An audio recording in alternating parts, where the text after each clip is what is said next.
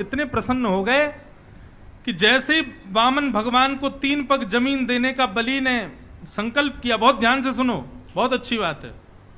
जैसे ही 3 पग जमीन देने का संकल्प किया, भगवान बड़े हो गए और 2 लोग से तीनों लोग 2 पैरों से तीनों लोग नाप लिए। तीसरा पैर रखने के लिए बलि के पास कुछ नहीं बचा, देने के लिए कुछ नहीं बचा।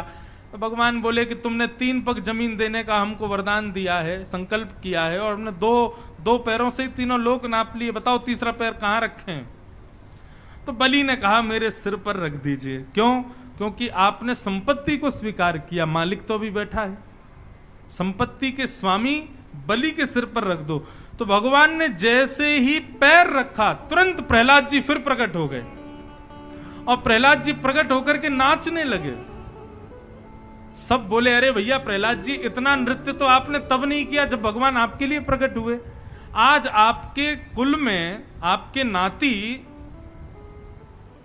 बलि के यहां भगवान प्रकट हो गए, आप इतने प्रसन्न क्यों हो? बोले मेरे कुल पर भगवान की बड़ी कृपा है। बोले क्यों? बोले जब मेरे लिए भगवान नृसिंह प्रकट हुए थे तब मुझे गोद में बैठा करके मेरे सिर पर हाथ रखा था, परंतु आज मेरे नाती के ऊपर तो अपना चरण कमल पधरा दिया है।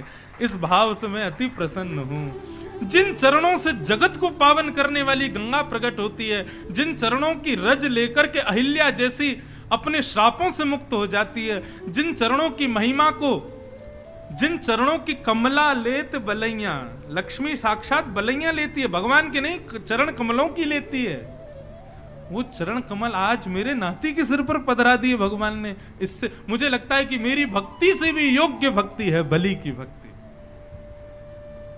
प्रसन्न हो गए और बलि के इस भाव पर भगवान बड़े प्रसन्न हुए। बलि से बोले भगवान कुछ मांगो, हम तुमसे बड़े प्रसन्न हैं। अरे क्या बताएं, ये पूरा खानदानी भक्त है। हो तो तुम लोग असुर, प्रहलाद जी असुर हैं, असुर खानदान है, बलि भी असुर है, लेकिन भक्ति ऐसी कि महाराज बड़े बड़े भक्त परास्त हैं इनके आगे। भगवान ने कहा बलि कुछ मांगो। बलि बोला ऐसा वरदान दे दीजिए मैं जब जब अपने राज्य भवन में जाऊं और बाहर आऊं तब आपका दर्शन हो। भगवान बोले सीधे सीधे बोलो चौकीदार बन जाओ हमारे। बलि भी इतना ढीठ बोला हाँ ठीक है यही मान लो, चौकीदार ही बन जाओ। और बलि की बात मान करके भगवान उसके द्वार पर खड़े हो गए, शंख चक्र गदा पद्म धारण करके। अब जब जब बलि निकले भगवान को प्रणाम करे जाए तब। अब भगवान बोले हमको थोड़ी पता तुम कब निकलोगे, इसलिए 24 घंटे भगवान खड़े ही रहते हैं बलि के द्वार पर। ऐसी